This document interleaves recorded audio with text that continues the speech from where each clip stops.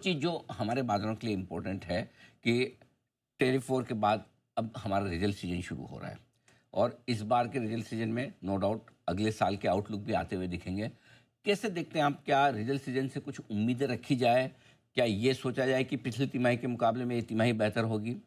क्या ये सोचा जाए कि वित्त वर्ष 2025 के मुकाबले में 2026 का वित्त वर्ष का आउटलुक बेहतर होगा? ऐसी उम्मीद रखना रीजनेबल है या थोड़े मतलब जरूरत से ज़्यादा है?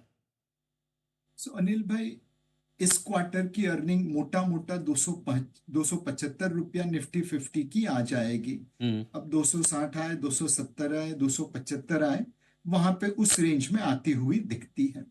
ये उम्मीद के आसपास है, बिकॉज सितंबर और दिसंबर 24 क्वार्टर की जो उम्मीद से कम अर्निंग्स आई, उसने उम्मीदों को ही नीचे कर दिया है। मोस्ट इंपॉर्टेंटली, आने वाले साल में 2026 में क्या होगा? मार्केट की उम्मीद है कि तकरीबन 12 से 13% अर्निंग्स ग्रोथ दिखेगा। 1150 से लेके 1175 की अर्निंग पर शेयर मार्केट में आ जानी चाहिए। हमें लगता है कि जिस तरह से रूरल इकोनॉमी रिकवर हो रही है, सरकारी खर्चे अब यू नो अप्रैल से ही चालू हो जाएंगे, पिछले साल जुलाई से चालू हुए थे, और मॉनसून बारिश इस बार भी अच्छी आएगी, ऐसी उम्मीद है। ये सारी चीजें मिला के देखे तो 12 से 13% अर्निंग्स ग्रोथ अगले साल के लिए आ सकती है। ऑब्वियसली ट्रंप साहब की टैरिफ ने उस 12-13% के ऊपर भी कुछ शंका के बादल जरूर घेरे हैं, बट मेरे हिसाब से अगर हम इस अपॉर्चुनिटी का एडवांटेज उठा पाए तो 12-13% अर्निंग्स ग्रोथ आ सकती है। मार्केट इस वक्त उस अर्निंग्स ग्रोथ को डिस्काउंट करके बैठा है, अपनी फेयर वैल्यू पे है। शॉर्ट टर्म में मार्केट वोटिंग मशीन की तरह होता है, पैसे डिटरमाइन करेंगे दाम कहां पे जाएंगे।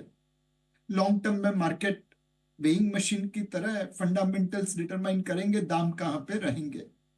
तो वॉलेटिलिटी बनी रहेगी, बट इस वॉलेटिलिटी में, इस करेक्शन में अगर आप अच्छी कंपनियां चुन के खरीद सके तो over a period of time उसमें पैसा बनेगा।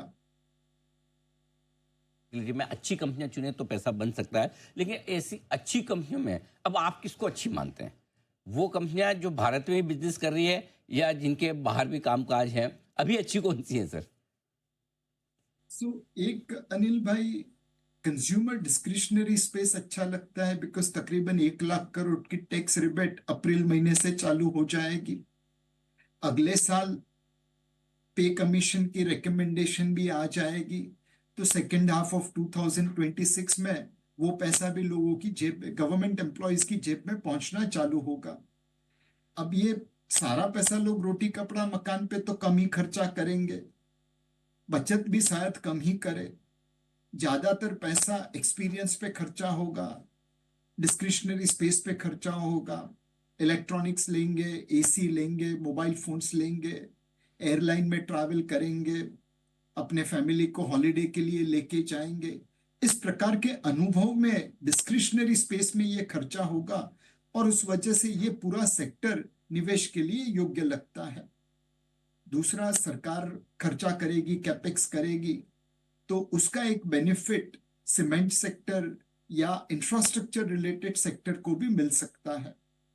तो मेरे हिसाब से consumer discretionary and capex related sector, ये दोनों पे आप ध्यान रख सकते हैं। बट महत्वपूर्ण चीज है कि आप वैल्यूएशन सोच समझ के, वैल्यूएशन देख के आप खरीदिए। अभी भी मार्केट में कुछ कंपनीज ऐसी है जो अपनी फेयर वैल्यू से बहुत ऊपर दिखती है, वैल्यूएशन महंगा लगता है। बेहतर है कि आप एक रीजनेबली वैल्यूड कंपनीज में निवेश करें। बात है, तो ये आपके लिए भारत से जुड़े सेक्टर्स, यानी कि जिसमें कंजम्पशन से जुड़े हो सकते हैं, सीमेंट हो सकते हैं, कैपेक्स रिलेटेड हो सकते हैं, एयरलाइंस, एयर कंडीशनर बनाने वाली कंपनी, ये सारी जिनका बिजनेस ज़्यादातर भारत में, वहाँ ज़्यादा एक्शन होगा। लेकिन